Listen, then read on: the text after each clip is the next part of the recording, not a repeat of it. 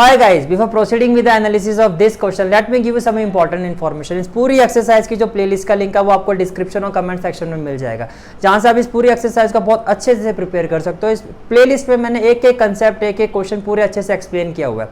While preparing the exercise अगर आपको कहीं भी कोई डाउट आता है किसी भी क्वेश्चन में, किसी भी पॉइंट पर, तो आप अपना जो डाउट है कमेंट सेक्शन में शेयर कर देना। इन द अपकमिंग लेक्चर जो भी आपका डाउट होगा उसको मैं उसका एनालिसिस मैं आपको करवा दूंगा, जिससे क्या होगा ये एक्सरसाइज आपकी बहुत अच्छे से प्रिपेयर हो जाएगी। तो let's start with the analysis of this question. Let's start is question number 32। Question number 32 is fx is mod cos x। Again यहाँ पर दो फंक्शन है आपका। देखो एक फंक्शन तो है आपका मॉडुलस फंक्शन, एक है आपका cos x।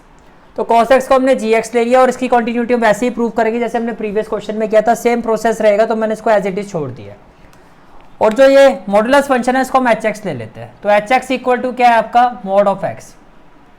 अब यहाँ पे अगर आप क्रिटिकल पॉइंट निकालोगे तो x इक्वल टू 0, तो 0 क्रिटिकल पॉइंट होगा। इसका मतलब ये जो फंक्शन hx है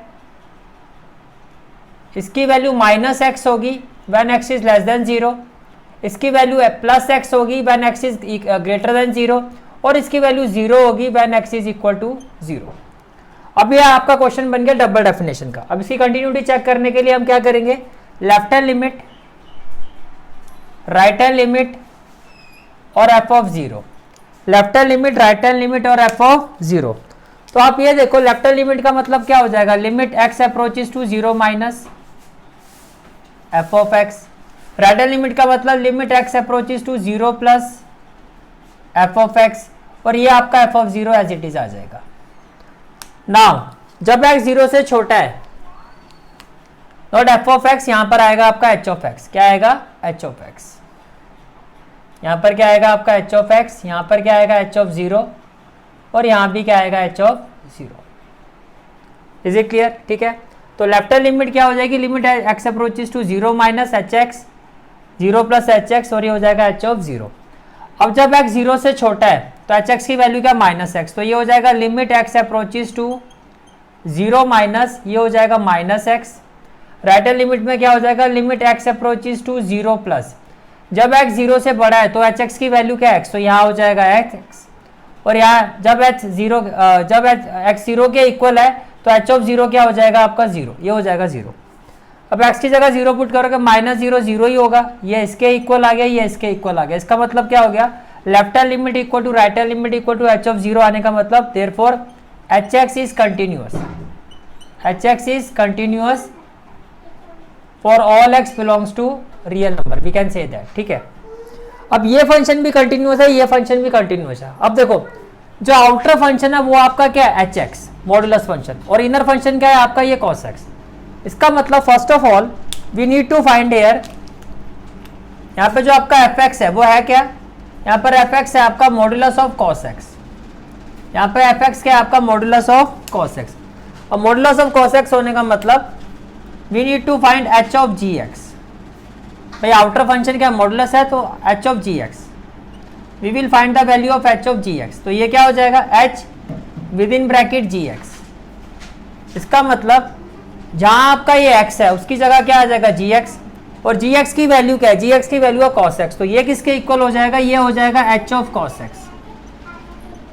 इसका मतलब जो hx में x है, जो आपका ये x है, इसको आप रिप्लेस करोगे cos x से, तो ये क्या हो जाएगा आपका, ये हो जाएगा modulus of cos x, which is equal to f of x, which is equal to f of x। इसका मतलब h of gx जो है आपका वो fx के इक्वल है। नाउ because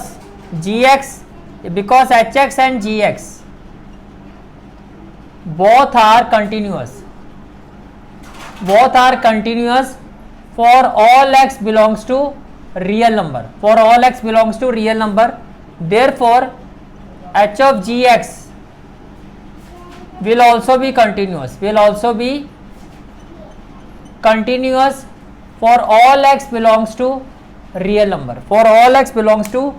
number, और h of gx क्या है आपका fx है। इसका मतलब which implies fx is continuous for all x belongs to real number।